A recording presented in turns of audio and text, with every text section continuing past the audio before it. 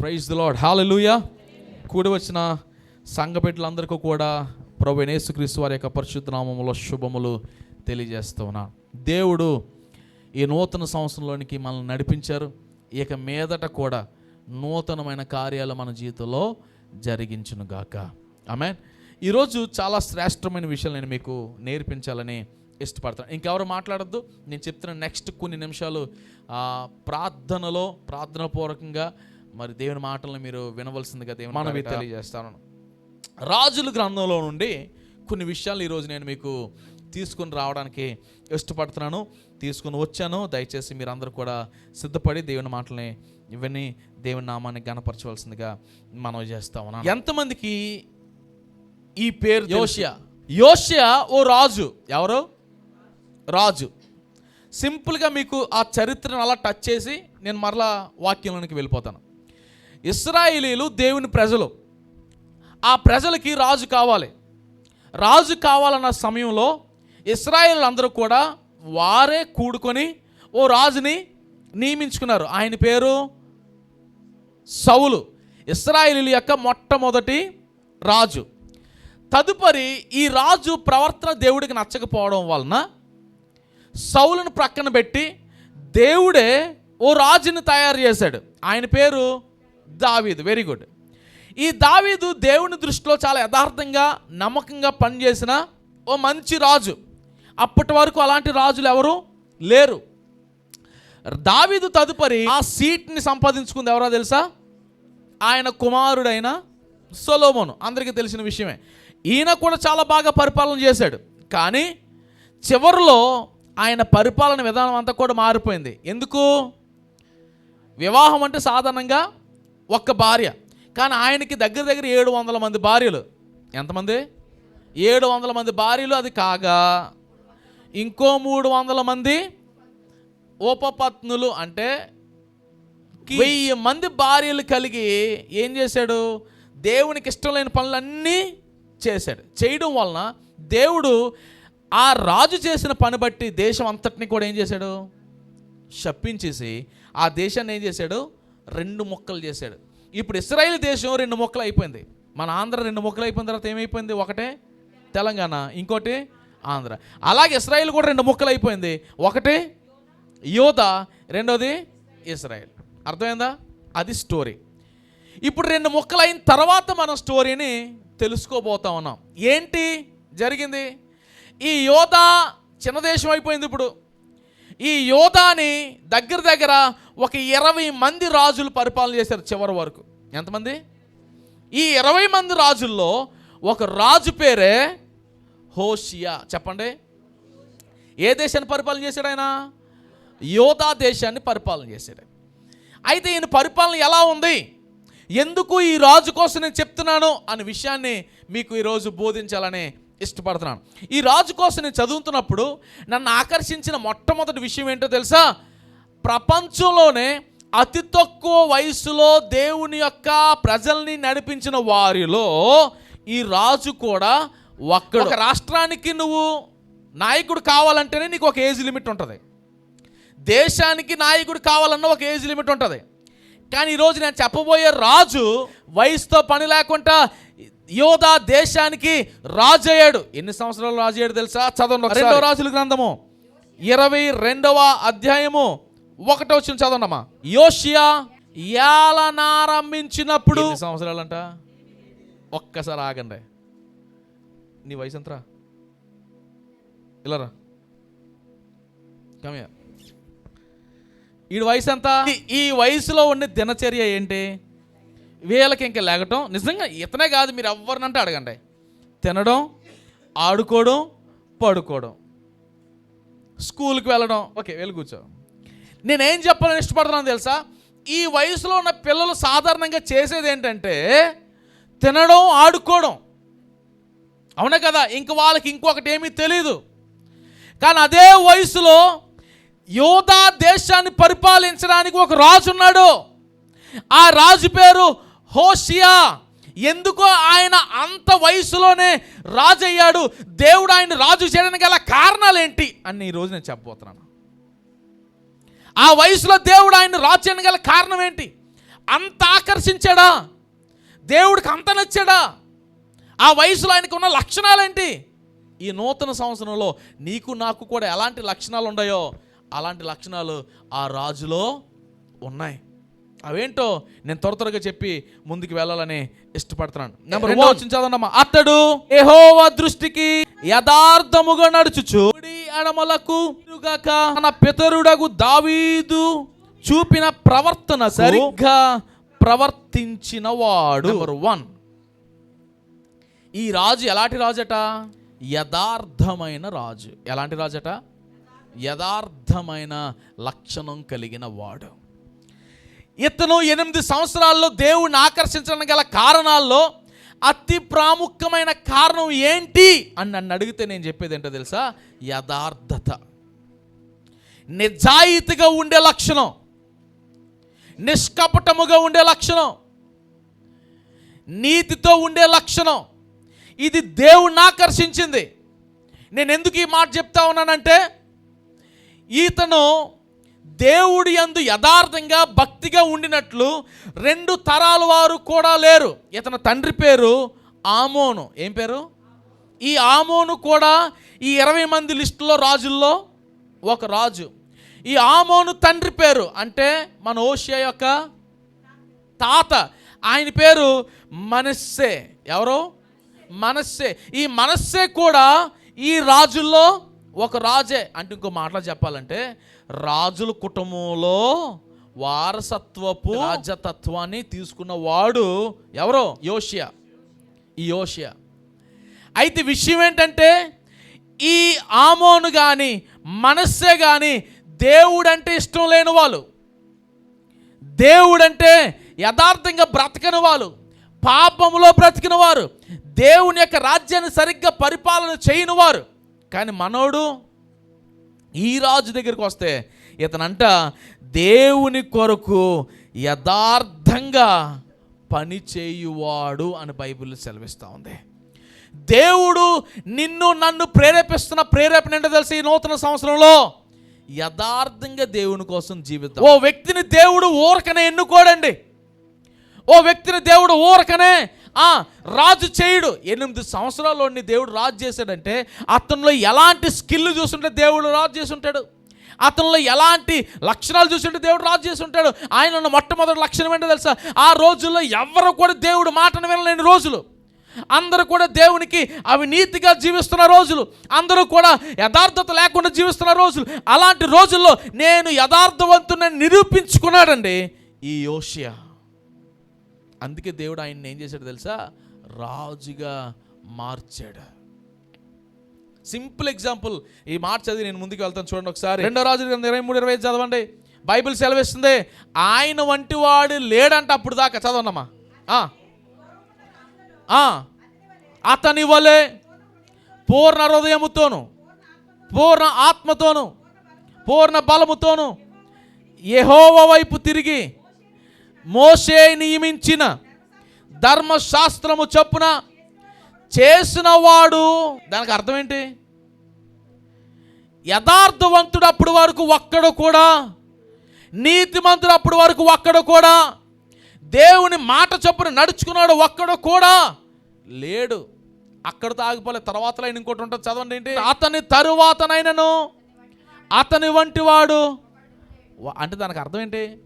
ఆయనకంటే ముందు ఒకడు లేడు, ఆయన తర్వాత కూడా ఈయన వంటి యథార్థవంతుడు లేడు. ఇప్పుడు చెప్పండి, ఆయన రాజు అవ్వడానికి అర్హత ఉందా లేదా? ఎస్. ఎందుకో తెలుసా?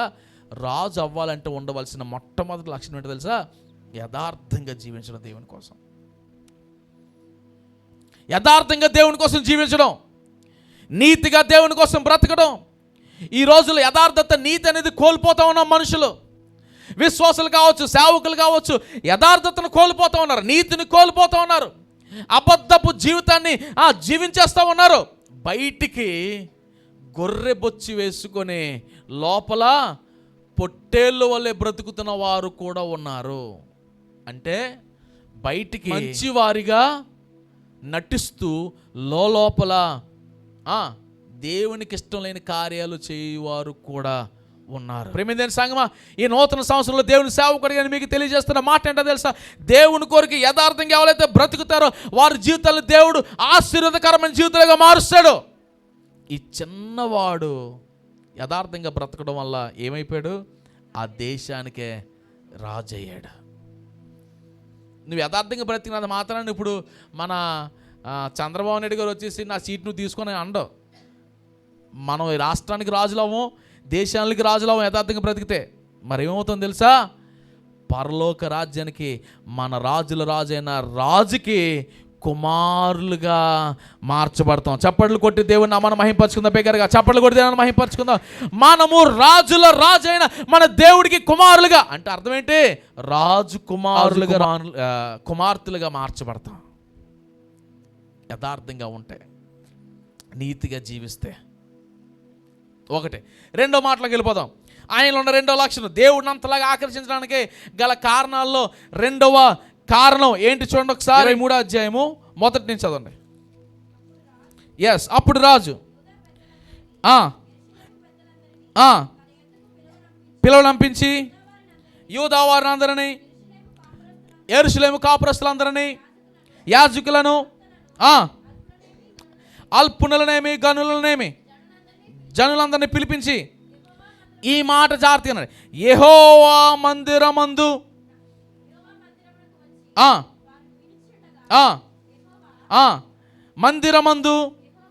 యెహోవా మందిరమందు దొరికిన నిబంధన గ్రంథములోని మాటలన్నిటినీ చదివించెను. జాగ్రత్తగా రండి.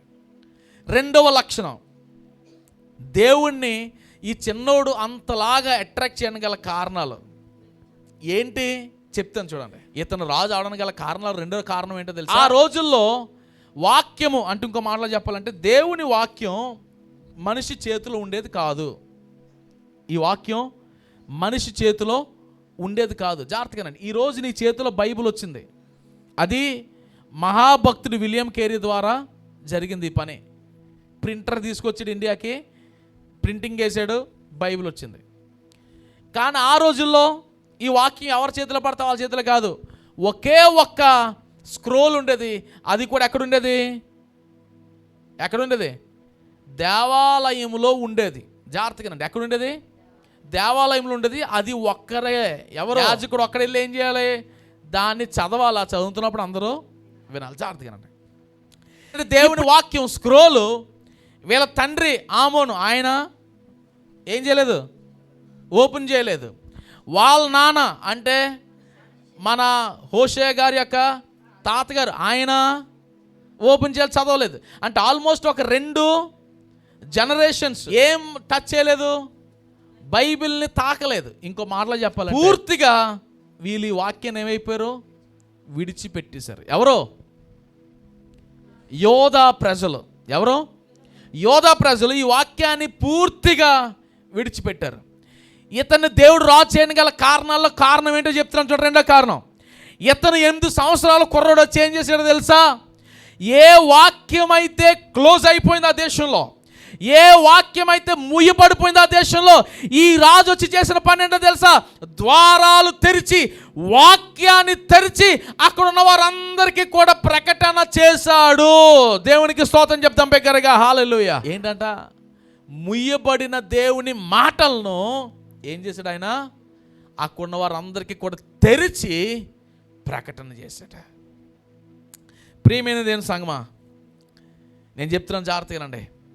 నీ బ్రతుకు మారాలంటే ఈ బైబిల్ నువ్వు రోజు ఏం చేయాలా? తెరవాలి. ఏం చేయాలి? రోజు తెరవాలి. ఇంక రోజు తెరమన్నాను కదా చెప్పి ఉదయం ఒకసారి రాత్రికి ఒకసారి ఇలా తెరిచేసి మూసేయడం కాదు, రోజు తెరిచి చదవాలి. నేను నిజం చెప్తున్నాను, నా మాట వినండి. మీరు నిజం అనుకుంటున్నారు, అబద్ధం అనుకుంటున్నారు నాకు తెలీదు. వాక్యం చదివితే మనం ఇలా ఉండం. నీ సేవకుడు చెప్పిన వాక్యం ఒకటి వినేసి నేను ఆత్మీయంగా ఎదిగిపోతున్నానంటే అది అబద్ధం. నువ్వు ఆత్మీయంగా ఎదగడం కాదు కదా, 1 ఇంచు ఎదగలేవు. ఆ ఒక్క పూటే బూస్టింగ్ ఉంటుంది, మామూలుగా ఉండదు. ఈ ఆదివారం అంతా ఎలా ఉంటుంది అంటే, అమ్మ మా పాస్టర్ గారు చెప్పిన వాక్యం ఎంత బాగుందో, అవి ఒక్క పూటే. మళ్ళా రేపు ఉద్యోగంలోకి వెళ్ళిన తర్వాత ఏమైపోద్ది? బెలూన్ ఒక్కసారే పెద్దదవుద్ది, ఒక్కసారి చిన్న కన్నం పెట్టండి. మీరు లోకంలో పడిపోవడానికి కారణాలు, అతి ప్రాముఖ్యమైన కారణం ఏంటంటే వాక్యం చదవకపోవడం వలన. కానీ హోషేయ రాజు అవడానికి గల కారణాలు, అతి ప్రాముఖ్యమైన కారణాలు, ఒక కారణం ఏంటో తెలుసా? ముయ్యబడిన వాక్యాన్ని తెరిచి మరలా చదవడం వలన ఆయన రాజు అయ్యాడు. ఈరోజు నువ్వు కూడా దేవుని సన్నిధిలో ఒక మంచి నాయకుడిగా అవ్వాలని ఇష్టపడుతున్నావా? అయితే నువ్వేం చేయాలి? వాక్యాన్ని నిరంతరము చదవాలి. వాక్యం చదివితే పరిస్థితులు మార్చుతాయి.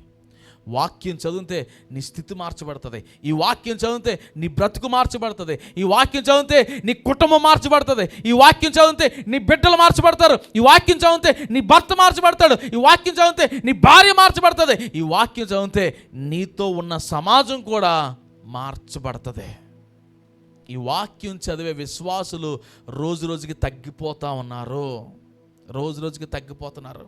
ఇప్పుడు విశ్వాసపు జనము కూడా, సేవకులు కానీ, విశ్వాసులు కానీ, యవనస్తులు కానీ ఏమైపోతున్నారంటే మ్యూజిక్ ఎక్కువ ప్రాధాన్యత ఇచ్చి వాక్యాన్ని ప్రక్కన పెట్టి దాని మీద కాన్సన్ట్రేషన్ చేసి, దేవుని సన్నిధిలో నేను డ్యాన్స్ చేస్తున్నాను, దేవుని సన్నిధిలో నేను గంతులేస్తున్నాను, దేవుని సన్నిధిలో నేను ఆరాధన చేస్తున్నాను అనుకున్నా కరెక్ట్. అది చేయడం తప్ప 100% రైట్. కానీ దాంతో పాటు ఏమి ఉండాలి? వాక్యం ఉండాలి. వాక్యము లేకుండా, బైబిల్ చదవకుండా నువ్వు ఏది చేసినా అది జస్ట్ నీకు బూస్ట్ లాగా మాత్రమే. ఈ వాక్యం చదివిన వాడే దీవించబడతాడు, ఆస్వాదించబడతాడు. 8 ఏళ్లలో ఆయన రాజయ్యి ఆ దేశాన్ని నడిపించడానికి గల కారణాలు, అతి ప్రాముఖ్యమైన కారణం ఏంటో తెలుసా? ముయ్యబడిన గ్రంథాలను ఏం చేశాడు? ఆయన తెరిచాడు. అందుకే రాజు అయ్యాడు. ఇంకొక మాట చెప్పి నేను ముగిస్తాను, నా పని అయిపోయింది. ఇంకా చెప్పండి ఒక్కొక్కటి. ఫస్ట్ ఇది ఏంటంటే ఆయనలో ఉన్న ఆకర్షణీయమైన లక్షణాలు, యథార్థంగా జీవించాడు. రెండోది ఎలా జీవించాడు? వాక్యములో జీవించాడు. ఎలా జీవించాడు? వాక్యానుసారంగా జీవించాడు. మూడోది చెప్పి నేను ముగిస్తాను. చదవండి అమ్మా ఒకసారి 3వ వచనం. ఎస్ 4వ వచనం క్షమించండి. ఎస్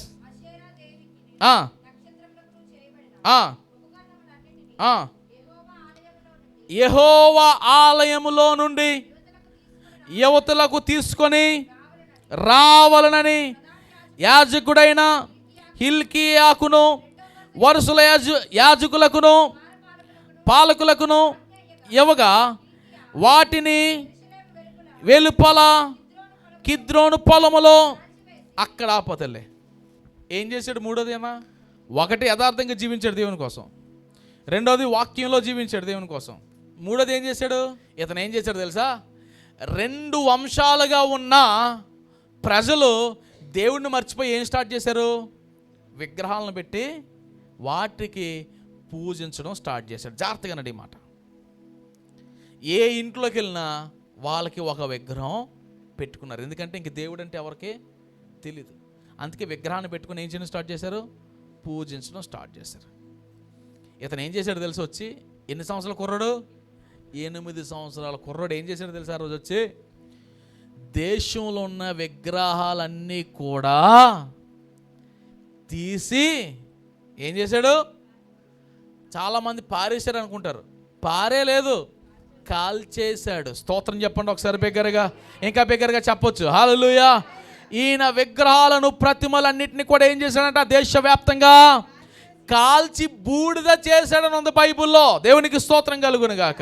ప్రియమైన దేవుని సంగమా, ఇప్పుడు చెప్పండి, ఇతను ఎంత జ్ఞానవంతుడై ఉండకపోయి ఆయన వెళ్ళి ఆ 8 సంవత్సరాల కుర్రోడు దేశవ్యాప్తంగా ఉన్న విగ్రహాలను, ప్రతిమలను కాల్చివేస్తాడు? అది దేవుడికి ఇష్టం లేదని తెలుసుకొని ఆ విగ్రహాలను, ప్రతిమలను ఏం చేశాడంట? కాల్చివేశాడు. దానికి అర్థం ఏంటి? మన పక్క ఇంట్లో ఉన్న విగ్రహం చూసి కాల్చేమనా? లేదంటే మన వీధిలో ఉన్న విగ్రహాలు వచ్చి కాల్చేమనా? దానికి అర్థం ఏంటో తెలుసా? విగ్రహాలు అంటే బొమ్మలు కాదు ప్రియమైన సంగమా. దేవునికి ఇష్టం లేనివేవైనా సరే విగ్రహాలే. దేవునికి ఇష్టం లేని ఏ ఆలోచన సరే అది విగ్రహమే. దేవునికి ఇష్టం లేనిది ఏదైనా సరే, దేవునికి నచ్చనిది ఏదైనా సరే అది ప్రతిమనే. ఏం చేయాలంటే ఈరోజు దాన్ని నువ్వు ఏం చేయాలా? అందరూ చెప్పండి ఏం చేయాలి? స్త్రీలు అందరూ చెప్పండి ఏం చేయాలి? కాల్చివేయాలా? తీసివేయొద్దు, కాల్చివేయాలా. కొంతమందికి ఏదన్నా మానేస్తాను కానీ ఏం చేయడం మానలేను నేను? అబద్ధాలు ఆడడం మానలేను. అది దేవుని దృష్టిలో ఏంటి? విగ్రహం. ఒక ఆవిడ నాతో ఏమన్నా తెలుసా, ఓ రోజు సభలకి వెళ్ళి వాక్యం చెప్తా ఉంటే, పాస్టర్ గారు అండి ఏదన్నా మానేద్దామని చెప్తున్నా, అబద్ధం అని. సాయంత్రం 7 అయితే మాత్రం ఏంటో దీపం, కార్తీక దీపం మాత్రం ఖచ్చితంగా నేను 100% అది పడాలి పాస్టర్ గారు, లేకపోతే నాకు నిద్ర పట్టదు. ఒక్క పూట చూడకపోయినా ఏమైపోతుందని ఆందోళనతో నాకు బీపీ కూడా పెరిగిపోయే అవకాశం ఉంది పాస్టర్ గారు. నేను చచ్చిపోతే దానికి కారణం మానేమన్నారంటే ఎవరు? మీరే. ఇప్పుడు నేనేం చెప్పాలి? ఓ అమ్మ నువ్వు చచ్చిపోవడం ఎందుకులే, ఏం చేయి, కంటిన్యూ చేయి. కానీ ఇంక మరి ఏం చేస్తావు? జాగ్రత్తగానండి. ఈ కార్తీక దీపం నేను ఏ దీపం దాకా తీసుకెళ్తాను తెలుసా? ఇంకో దీపం ఉంది అక్కడ, ఇంకా అక్కడ దీపమే నీ జీవితం, దూపమే. ఇంక తర్వాత ఏమంటుంది ఆవిడ? పాస్ట్ గారు ఏదన్నా మానేస్తాను, గొడవలు ఆడడం మానేస్తాను, నువ్వు చర్చికి రమ్మంటావా ప్రతి ఆదివారం చర్చికి వచ్చేదాను, ఆ ఒక్కటి మాత్రం నన్ను అడగొద్దు పాస్ట్ గారు. అది దేవుడి దృష్టిలో ఏంటి? విగ్రహం. ఆ విగ్రహాన్ని కూడా నువ్వు తీయాలా. కొంతమందికి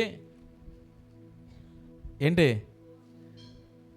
వీడు దేన్నన్నా వదులుతాడు కానీ ఈ ఫోన్నే వదలడు. ఇది నా జీవితంలో ఏంటి? విగ్రహం. వినపడుతుంది యవనస్తులందరికీ? ఏంటిది? ఈ విగ్రహాన్ని నువ్వేం చేయాలా? ఏం చేయాలా? కాల్చేయాలా. అంటే ఫోన్ కాల్చేయడం కాదు దానికి అర్థం, ఆ అలవాటుని కాల్చుకోవాలి. ఒక్కొక్కడికి ఒక్కో విగ్రహం. ఒకడికి మందు తాగడం అంటే విగ్రహం, ఒకటి సిగరెట్ తాగడం అంటే విగ్రహం. దేవుడికి అవన్నీ నువ్వు కాల్చివేయాలా. ఈ నూతన సంవత్సరంలో అవన్నీ విడిచిపెట్టకుండా నువ్వు వచ్చి హ్యాపీ న్యూ ఇయర్ పాస్ట్ గారు అంటే అది పదం వరకే ఉంటుంది. నిజంగా దానికి అర్థం ఉండదు. ఈ రాజు ఏం చేశాడు తెలుసా? ఆ దేశంలో ఉన్న విగ్రహాలన్నీ కాల్చివేశాడు. కాల్చాలంటే ఏం కావాలి మనకి? అగ్ని ఉంటే ఆటోమేటిక్గా ఏదన్నా సరే కాల్చట్టు. మరి అగ్ని ఏంటి? మనలో ఉన్న బలహీనతలను మనం కాల్చాలంటే మనకు కావాల్సింది ఏంటి? అగ్ని. ఏంటి అగ్ని? చెప్పాలందరూ కూడా ఏంటి? నీలో ఉన్న నీ బలహీనతలు కాలాలంటే ఏంటి? వాక్యం చాలా చాలా చాలా ఇంపార్టెంట్. చాలామంది ప్రార్థనతో కాలుతూ అనుకుంటారు, కాలుతుంది, పోతుంది ప్రార్థన చేస్తే, కానీ మరలా వస్తుంది. కానీ వాక్యం వచ్చిందంటే నీ జీవితంలో అదేమవుతుంది? కాలిపోతుంది. ఈ వాక్యానికి శక్తి అలాంటిది. ఓ రోజు నేను ఒక దగ్గర ప్రార్థన చేస్తుంటే ఒక సిస్టర్కి దెయ్యం పట్టింది, ఒక దగ్గర వేరే దగ్గర. నేను ప్రార్థన చేస్తే వెళ్ళట్లేదు అది బయటికి. ఓకే, నేను ఏం చేస్తాను తెలుసా?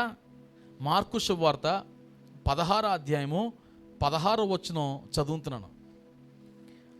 ఆవిడలో ఉన్నది ఏమంటుంది తెలుసా? ఏయ్ ప్రార్థన చేసుకో, నా మీద చెయ్యేసుకో, నూనె కూడా రాసుకో, కానీ వాక్యం మాత్రం చదవద్దు అని. దానికి అర్థం ఏంటి? అక్కడ పవర్ మందగానే దురాత్మలు కాలిపోవాలంటే చెప్పాలా? వాక్యానికే ఆ శక్తి ఉన్నది. చప్పట్లు కొట్టి దేవుని నామాన్ని మహింపరచుకుందాం. బిగ్గరగా చప్పట్లు కొట్టి దేవుని మహింపరచుకుందాం. వాక్యానికి మాత్రమే ఆ శక్తి ఉన్నది. ప్రియమైన సంగమా, వాక్యం ఎప్పుడైతే నీ జీవితంలోకి వస్తుందో నీలో ఉన్న ప్రతి విగ్రహం రోజు ఏమవుతూ ఉంటాయి? కాలిపోతూ ఉంటాయి. ఆ అబద్ధాలు కావచ్చు, వ్యభిచారం కావచ్చు, దొంగతనం కావచ్చు, త్రాగుడు కావచ్చు, సిగరెట్ కావచ్చు, లేదంటే సీరియల్ కావచ్చు, సినిమాలు కావచ్చు, ఏది అయినా సరే ఆ విగ్రహం కాలాలంటే ఈ వాక్యం నీ జీవితంలోనికి రావాలి. ఈ వాక్యాన్ని ఎంత స్వీకరిస్తావో అంతగా నీ జీవితంలో దేవుడి కార్యాలు చేస్తూనే ఉంటాడు. 3 లక్షణాలు, దేవుడిని ఆకర్షించిన లక్షణాలు 3. ఒకటే, ఈ 8 సంవత్సరాల కుర్రోడు రాజు అయ్యాడు. ఎందుకు రాజు అయ్యాడు? ఒకటే, ఎలా జీవించాడంట? యథార్థంగా జీవించాడు. రెండోది, వాక్యములో జీవించాడు. మూడోది, విగ్రహాలను ఏం చేశాడు? తీసివేయలేదమ్మా, కాల్చివేశాడు. చివరి మాట చదివి నేను మాటలు ముగిస్తాను. ఈ కాల్చిన తర్వాత ఏం మిగులుతుందిరా? బూడిద మిగులుతుంది. మనం ఏం చేస్తాం ఆ బూడిదని అంటే ఇంకో మాటలో చెప్పాలంటే అది ఇంకా పనిచేయదు. కానీ ఈ రాజు ఏం చేశాడు తెలుసా? ఏం చదవము ఒకసారి. బూడిదను ఎక్కడికి పంపించాడంట? అంత ఇంపార్టెంట్ ఏముంది బూడిదని పంపించడానికి? ఆ బూడిదలు ఏమైనా పని ఉందా? బూడిదని ఏం చేశాడంట రాజు? ఓ ఊరికి పంపించాడు. ఆ ఊరి పేరు ఏం పేరు? బేతేలు. ఎందుకు పంపించాడు చెప్పి నేను ముగించేస్తాను. బేతేలు అన్న మాటకు అర్థం ఏంటి?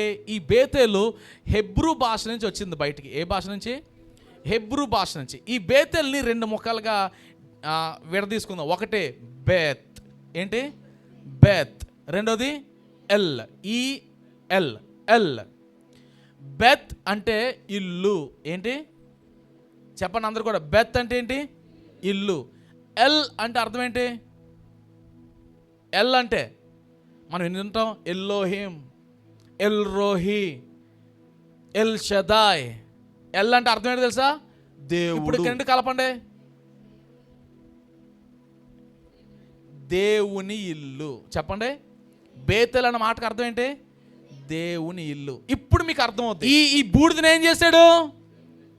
దేవుని ఇంటికి పంపించాడు. బేతేలుకి పంపించాడు. అవునా? దేవుని ఇంటికి పంపించాడు. ఎందుకు పంపించాడు? ఎందుకు పంపించాడు తెలుసా? ఈ దేవతల్ని 2 వంశాల వారు లేదంటే జనరేషన్ వాళ్ళు ఏం చేశారు? కొలిచేవారు. ఈ కుర్రోడు హోషేయ ఎన్ని సంవత్సరాలు?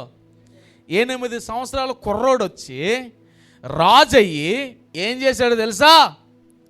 మీరు కొలిచే దేవుళ్ళు దేవతలు నా దేవుడు ముందు ఏంటి బూడిద వంటి వారు అని చెప్పి ఆ దేవుడి దగ్గర ఏం చేశాడంట? పెట్టి ప్రపంచానికి సాక్ష్యాన్ని పెట్టాడు. ఏంటో తెలుసా? దేవతలు దేవుళ్ళే కాదు, నా దేవుడు ముందు రాజులు కూడా బూడిద వంటి వారే.